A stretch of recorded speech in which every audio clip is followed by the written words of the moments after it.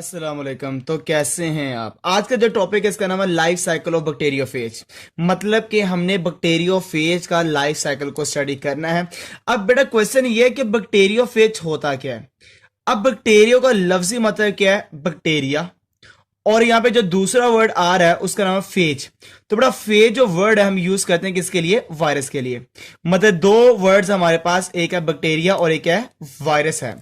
अब देखा जब बैक्टीरिया फेज को अगर डिफाइन करता हूं तो हम कहते हैं bacteria eater. Bacteria eater, bacteria का खा जाना। अगर मैं कहता हूं बैक्टीरिया के अंदर कोई चीज चले जाए, bacteria eater, they are called bacteriophage. अगर मैं इसकी प्रॉपर डेफिनेशन लिखता हूं, प्रॉपर डेफिनेशन बैक्टीरियोफेज की डेफिनेशन क्या है, तो इसको मैं प्रॉपर तरीके से डिफाइन करूंगा। Virus, virus infect to, virus का इन्फेक्ट करना टू बैक्टीरिया, बैक्टीरिया को इन्फेक्ट करना, दे आर कॉल्ड बैक्टीरियोफेज। किसका इन्फेक्ट करना? फेज का करना। फेज क्या है? वायरस। तो वायरस का इन्फेक्ट करना बैक्टीरिया को, दे आर कॉल्ड बैक्टीरियोफेज है। अब यहां पे सबसे इंपॉर्टेंट चीज ये है कि बैक्टीरिया खुद भी बेचारा डरपोक है। बैक्टीरिया भी डरता है, हमें बैक्टीरिया से डर लगता है, मगर बैक्टीरिया बेचारा कहता है भाई मैं भी डरना, मैं किसी को डरना, मैं वायरस को डरना, क्योंकि मैनू भी मारन वाली चीज अल्लाह की जात ने बनाई है और उसका नाम क्या? वायरस। इसका मतलब बैक्टीरिया को जो इन्फेक्ट करता है उसका नाम क्या? Virus. They are called bacteriophage है, दे आर कॉल्ड बैक्टीरियोफेज है।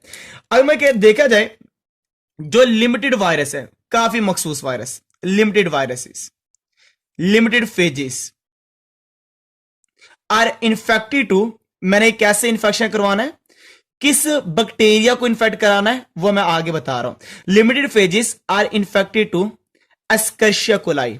एक बैक्टीरिया है उसका नाम है एस्कर्शिया कोलाई। मैंने इस एस्कर्शिया कोलाई को इन्फेक्ट करवाना और फिर पूरा साइकिल पढ़ाना जिसका नाम है लाइफ साइकिल ऑफ बैक्टीरियोफेज है। अब वो लिमिटेड फेजेस कौन से हैं, कौन से वायरस हैं जो इसको बीमारी करते हैं, इसको इन्फेक्ट करते हैं, उसका नाम क्या होगा?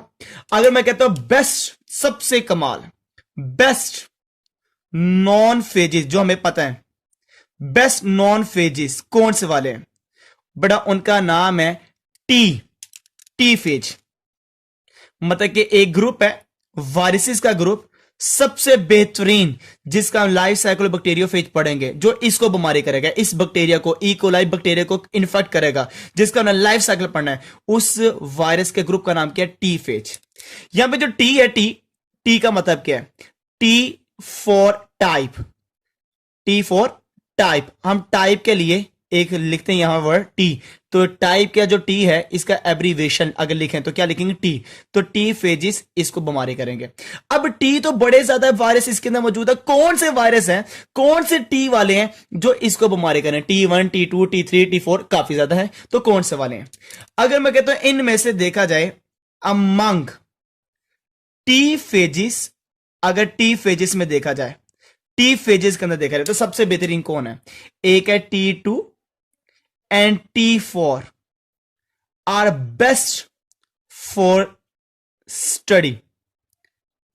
अगर आपने बेटा इसकी स्टडी करनी है, बैक्टीरियोफेज का साइकिल पढ़ना है, तो सबसे बेहतरीन इस ग्रुप में से दो वायरसेस हैं, एक का नाम है T2 और एक का नाम है T4। सर जी इनमें से मखसूस करें, हम किसका पढ़ेंगे?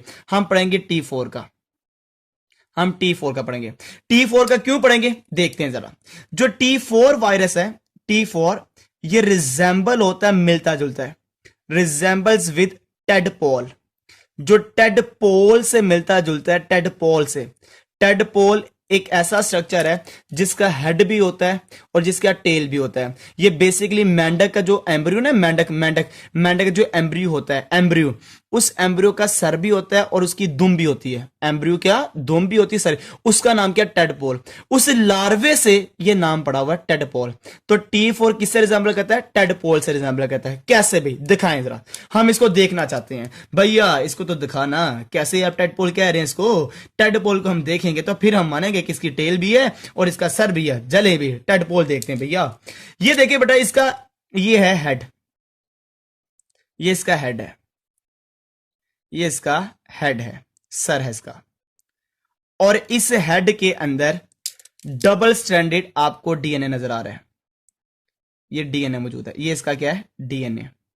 तो हेड के अंदर क्या मौजूद है, डबल स्ट्रैंडेड न्यूक्लिक एसिड मौजूद है या डीएनए मौजूद है। इसके नीचे, हेड के नीचे ये एक मौजूद होता है जिसका नाम है कोलर। ये इसको कहते हैं कोलर। जैसे मेरा सर है ना सर, तो मेरे सर के नीचे मेरी गर्दन है, तो गर्दन के उस साथ जो जुड़ा हुआ वो मेरी शर्ट का कॉलर होगा। इसलिए इसका जो सर है, इसके सर के नीचे क्या मौजूद है, कॉलर मौजूद है। इस कॉलर के नीचे एक लंबी सी नाली है जहां से जेनेटिक मटेरियल नीचे मूव करके जाता है, ठीक है, नीचे जाता मूव करके, और इसको नाम देते हैं दे आर कॉल्ड ये टेल शीट कहलाती है। हम इसको नाम देते हैं they are called tail sheath है, ये टेल शीट है भाई, ये टेल शीट, जिसको हम ये भी कह सकते हैं दे आर कॉल्ड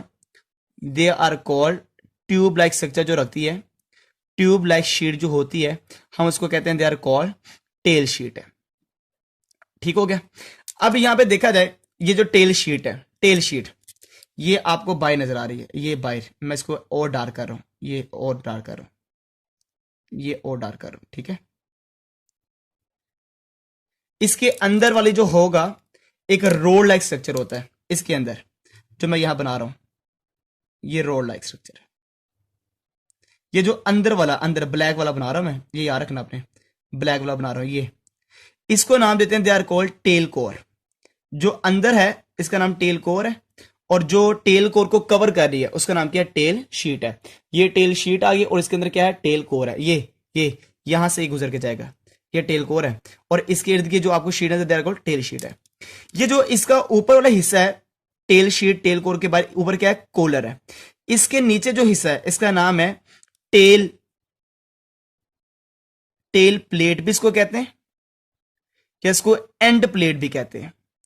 तो इसके नीचे वाला जो आपको नजर आ रहा है वो एंड प्लेट है, और इसके ऊपर जो नजर आ रहा है वो क्या है, कोलर है। इसके नीचे फाइबर्स होते हैं, फाइबर्स जिसके जैसे जुड़ना है, 6 होते हैं, 6 होते हैं। तो ये आपको नजर आते हैं, इसके नीचे क्या है, फाइबर्स हैं, इसको कहते हैं टेल फाइबर्स, ये टेल फाइबर्स है। अब आपने यहां पे गौर करना, जरा गौर करना, ये इसका टेल वाला हिस्सा आ गया जो क्या है, बहुत ज्यादा पेचीदा कॉम्प्लेक्स है, और इसका ऊपर कौन सा आ गया, ये हेड आ गया। ये इसके ऊपर क्या है, हेड मौजूद है, ये इसका हेड मौजूद है।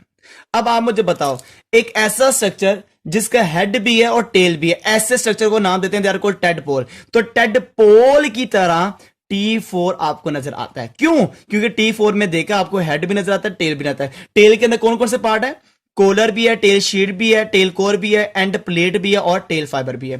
तो अगर देखा जाए इसके स्ट्रक्चर के लिहाज से, तो स्ट्रक्चर के लिहाज से मैंने इसको डिवाइड कर दिया 2 के अंदर। अभी भाई इसका साइकिल पढ़ना, इन्फेक्शन करवाना बैक्टीरिया को। सुनो भाई, बैक्टीरिया डर रहा हो भाई, छड़ दे, माफी दे दे, मैनू छड़ दे यार, जा इंसानों बीमारी कर, मैनू छड़ दे। पर हमने नहीं छोड़ना, हमने बैक्टीरिया को इन्फेक्शन करवाना है। मगर उससे पहले इसके स्ट्रक्चर को देखते जरा। इसके स्ट्रक्चर में आपको पता है क्या है, हेड है, और दूसरी चीज क्या है, टेल है। जो हेड है इसके पास देखा, ये सिंपल है, ये सादा होता है, सिंपल होता है। ये अगर देखा जाए स्ट्रक्चर के लिहाज से, ये आपको नजर आता है दे आर प्रिज्म, ये आपको शीशे की तरह, हेक्सागोनल बेंजीन के रिंग की तरह, एंड इलोंगेटेड पैरामिडल शेप आपको नजर आता है, पैरामिडल शेप आपको नजर आता है। ठीक हो गया। ये सिंपल होगा प्रिज्म, या आप कह सकते हैं इलोंगेटेड हेक्सागोनल, या पैरामिडल शेप में आपको ये नजर आता है, जिसका नाम क्या है, ये सर। इसकी पहचान ये है, इसके पास मौजूद होगा न्यूक्लिक एसिड। इसके अंदर क्या मौजूद है, कंटेन्स ऑफ न्यूक्लिक एसिड।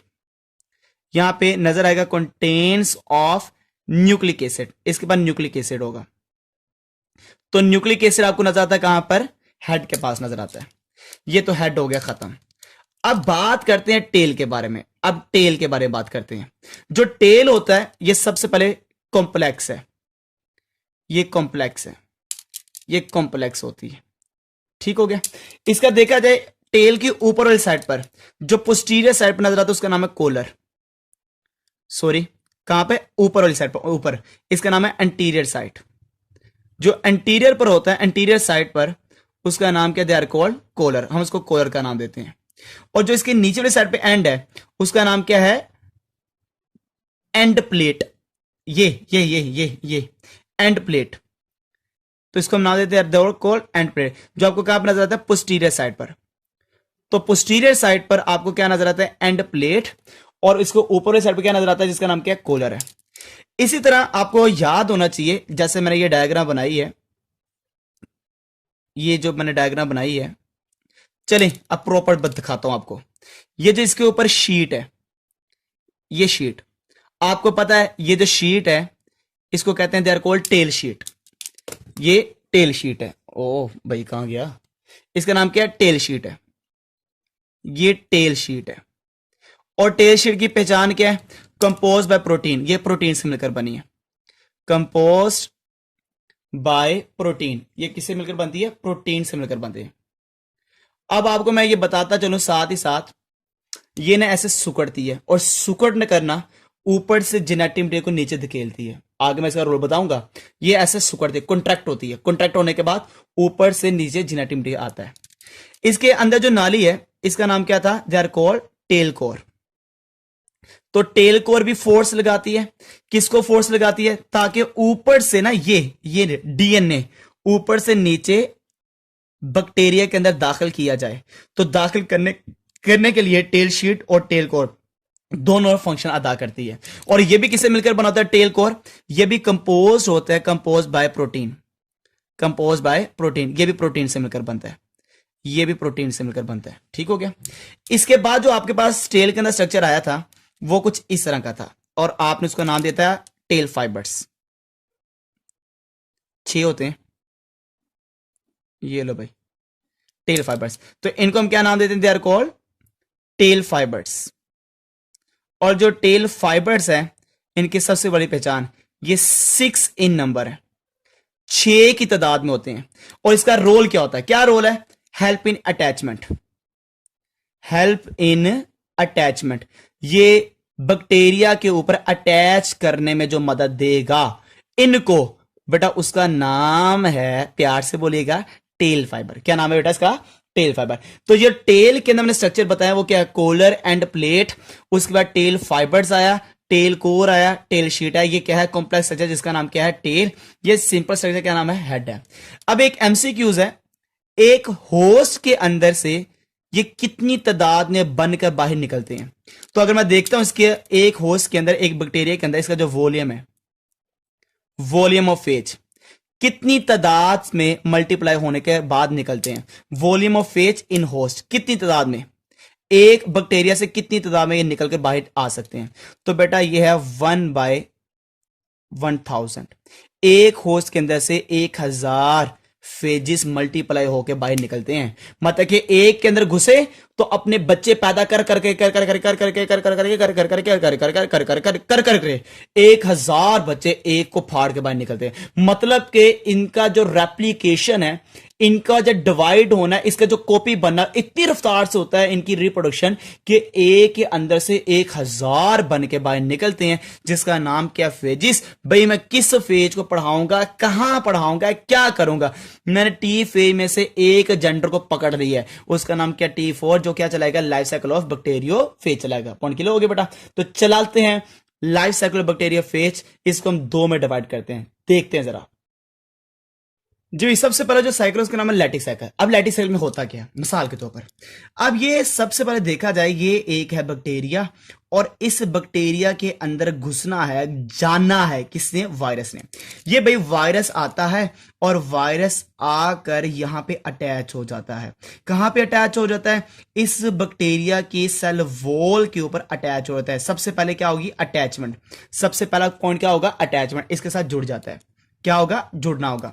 अब कहां पे जुड़ता है, जहां पे इस बैक्टीरिया की सेल वॉल के ऊपर रिसेप्टर्स होते हैं, उस रिसेप्टर वाली जगह पे आके ये अटैच हो जाता है। भाई आपको पता है यहां क्यों नहीं जुड़ा, यहां क्यों नहीं जुड़ा, यहां क्यों नहीं जुड़ा, यहां क्यों नहीं जुड़ा, इसका मतलब ये वहां पे जुड़ता है जहां पे क्या होता है, रिसेप्टर्स मौजूद होते हैं, इनके दरमियान आस्था से बॉन्डिंग बन जाती है। भाई तू मेरा मैं तेरा, तूने इधर ही जुड़ना, कहीं और नहीं जुड़ना, जुड़ गया। कहां जुड़ा, इस बैक्टीरिया के उस जगह पे जुड़ा जहां पर क्या मौजूद था, इसका रिसेप्टर मौजूद था, अटैचमेंट हो गई।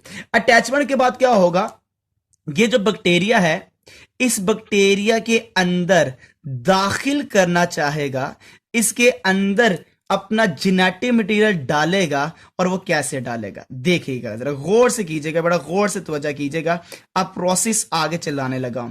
बेटा क्या करेगा, सबसे पहले आपको पता अपना जेनेटिक मटेरियल अंदर दाखिल करना है, मगर सेल वॉल को पहले तोड़ना पड़ेगा, यहां पे सुराख करना पड़ेगा। सुराख कौन करेगा, उस एंजाइम का नाम है लाइसोजाइम। पॉइंट को समझिए जाएगा बेटा, पॉइंट को समझते जाएगा।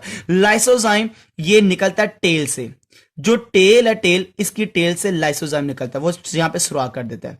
जब सुराख हो जाता है, सुराख होने के बाद मैंने आपको बोला था कि एक जो शीट है जिसका नाम है टेल शीट, ये ऐसे सिकुड़ेगी, टेल शीट सिकुड़ेगी, और सिकुड़ने के बाद जो टेल को वो जोर लगाएगा, जब जोर लगाएगा ये सिकुड़ेगी, ऊपर से जेनेटिक मटेरियल अंदर दाखिल हो जाएगा, ऊपर से नीचे आना शुरू हो जाएगा। तो क्या होगा, ये टेल शीट और टेल को जोर लगाएंगे और सिकुड़ेंगे, और क्या होगा, ऊपर से जेनेटिक मटेरियल अंदर की तरफ मूव करके अंदर दाखिल हो जाएगा, ये अंदर दाखिल हो जाएगा।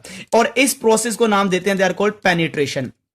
या मैंने आपको क्या बताया, ये पेनिट्रेट हो रहा है, दे आर कॉल्ड पेनिट्रेशन। आपने सिर्फ समझना है, मैं आपको इसके फौरन बाद नोट्स दिखाऊंगा, आपने वो लिखना होगा, पहले आपने इसको समझना है, ठीक है। आपने ये बनाना और कुछ भी नहीं करना, सिर्फ आपने समझना, मैं करके आ रहा हूं।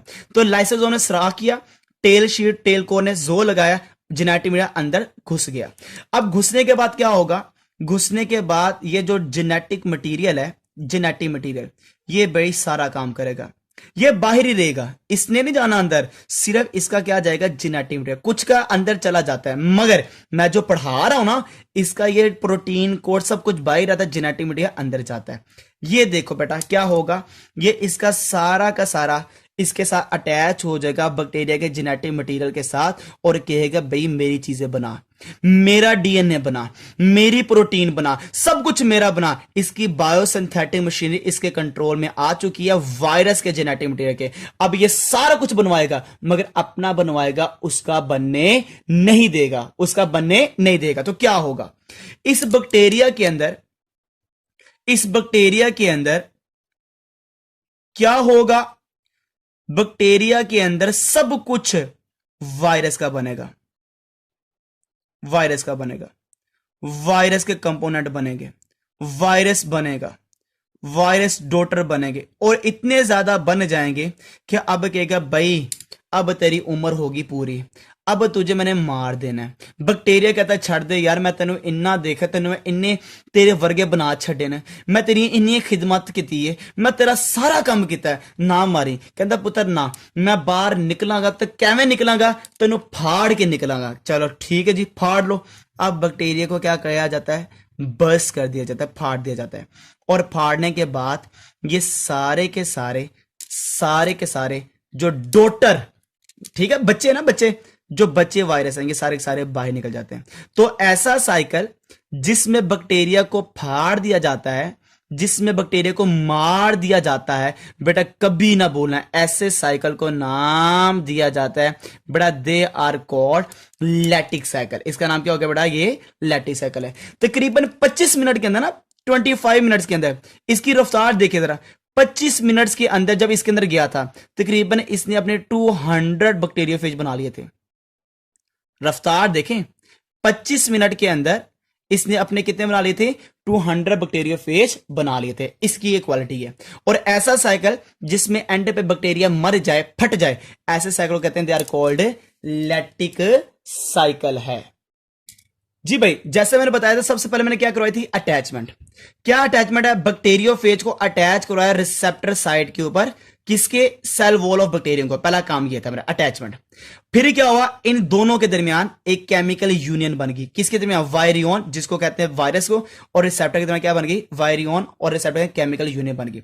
उसके बाद मैंने बताया था पेनिट्रेशन होगी, क्या होगी, अंदर दाखिल होगा। कैसे दाखिल होगा, कहता है लाइसोजाइम निकला टेल से, इसने डिसोल्व कर लिया छोटा सा पोर्शन किसका, सेल वॉल का, और ये पोर्शन को डिसोल्व करने के बाद कहता है ये वायरल डीएनए अंदर दाखिल होगा, होस्ट के अंदर इंजेक्ट होगा। कैसे होगा, कंट्रैक्शन करके टेल शीट को और टेल कोर की फोर्स लगाने के बाद ये अंदर दाखिल हो जाएगा। ये अंदर दाखिल हो गया, ये जो बाहर पूरा स्ट्रक्चर है, जो प्रोटीन कोड है, ये रिमेन आउटसाइड, ये बाहर रहेगा, ठीक है, कुछ का नहीं रहता, कुछ का जो प्रोटीन कोड है वो क्या होता है, बाहर रहता है। अब ये जो अंदर दाखिल हुआ ये क्या करेगा, इसका एक ही काम है, जो वायरल डीएनए है ये कंट्रोल कर लेगा बायोसिंथेटिक मशीनरी को, किसकी, होस्ट की, और उसको कहेगा इंड्यूस, जोर, ओए रुक जा, इंड्यूस जो मैं कह रहा हूं, मैं तो जोर लगा रहा हूं कि होस्ट मेरी नेसेसरी वायरल कंपोनेंट बना, मेरी चीजों को बना, अपनी चीजों को बनाना छोड़ दे, मेरा डीएनए बना, मेरी प्रोटीन बनाना शुरू कर देगा। जब वो बनाना शुरू कर देगा तो ये क्या होगा, स्टार्ट मल्टीप्लिकेशन, उसकी तादाद बढ़ना शुरू हो जाएगी, वायरस की तादाद इसके अंदर बढ़ना शुरू हो जाएगी। 25 मिनट्स के अंदर 200 बैक्टीरियोफेज बन जाएंगे, 25 मिनट्स के अंदर 200 बैक्टीरियोफेज बन जाएंगे, वायरस बन जाएंगे, जो फेजिस है कितने बनेंगे, 200 बन जाएंगे, और आखिरकार क्या होगा, वो बैक्टीरिया बर्स्ट हो जाएगा, फट जाएगा, और फटने के बाद वो सारे बाहर निकल जाएंगे। ऐसा वायरस जो बैक्टीरिया की लाइसिस करता है, जो बैक्टीरिया को फाड़ता है, जो बैक्टीरिया को मारता है, ऐसे वायरस को कहते हैं they are called virulent phage या they are called lytic phage. इस पूरे साइकिल का नाम क्या है, लैटिक साइकिल। और ऐसा फेज जो ये सारा कुछ करता है, ऐसे फेज को क्या कहते हैं, जो बेचारा मार देता है ना, बैक्टीरिया को मार देता है, ऐसे को कहते हैं विरुलेंट फेज या कहते हैं लैटिक फेज कहते हैं। ये सबसे पहला साइकिल है बैक्टीरियोफेज का, और बहुत इंपॉर्टेंट है as a long question, as a short question. Virulent phage किसको कहते हैं, ऐसा फेज जो लाइसिस करे, they are called virulent phage या लैटिक फेज है। ये पूरा का पूरा एक लॉन्ग क्वेश्चन है और बड़ी दफा पेपर में आ चुका है। ड्रा द लैटिक साइकिल आपने एज इट इज ही लिखना है, इंशाल्लाह पूरे के पूरे नंबर होते हैं, ठीक है बेटा। अब जाते हैं किसकी तरफ, लाइसोजेनिक साइकिल की तरफ।